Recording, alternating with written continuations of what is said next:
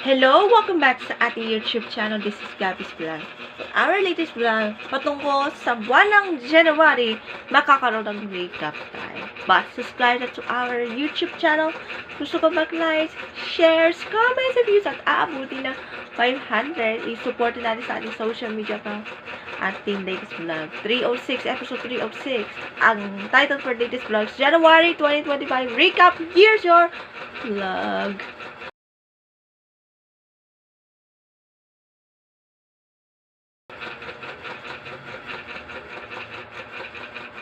Okay, panoorin natin muna sa ating highlights.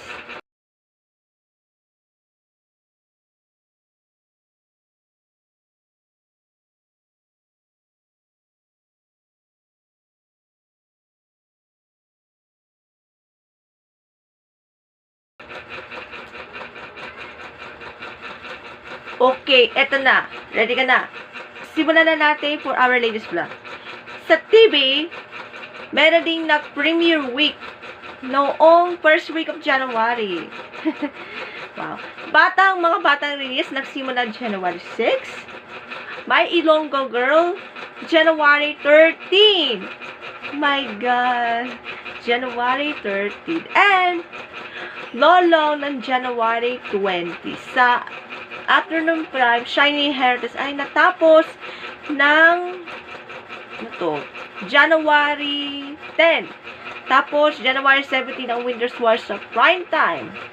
At nakakaroon ng special finale episodes like mga Lavender Fish natapos ng January 17. At ang Pulang Araw, mayroon din replay ng January 3.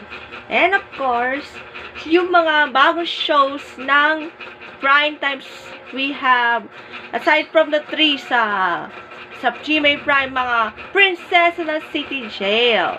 At sa ABS-CBN, Incognito. Bakit Incognito? At How to Spot a Red Flag nagsimula last January 27. Sa pelikula, merong bagong pelikula. Pero next month, which is a Valentine movie, Excess Lover, starring Marvin and Jolina. At may bagong pelikula nila Jeneline, Sam Melvin, and Jenny Strillo about who be the wife. Meron na yung February. Yan, 26 cinemas nationwide. As a music, we have a song from Tyla with Push to Start. Ay pasok sa bagong chart show. Pero dito naman sa mga may bagong kontrata, that the Pinoy Big Brother, may collaboration na Kapuso at Kapamilya. GMA, ABS-CBN last Monday through the 24 hours at last Tuesday through the contract signing with Bianca Gonzalez, Robbie Domingo, and other executive from Kapuso and Kapamilya. And meron tayong masaya, meron malungkot na nangyayari sa papanaw ng Philippine Cinemas, ang Queen of Philippine Cinema na si Gloria Romero last January 27. And of course, thank you to all the supporters of Gloria Romero. Now, rest in peace and saya lahat dito sa ating showbiz industry. Meron ding masama tungkol kay Vic Soto against Daryl Yap ng complaint tungkol sa user breeder tsaka yung mga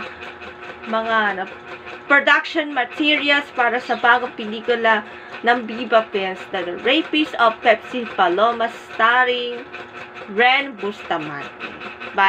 According to NTR-CB na hindi pa sure kung matutuloy yung pelikula next month, February 2025, in the midst of the 40th death anniversary of Pepsi Paloma.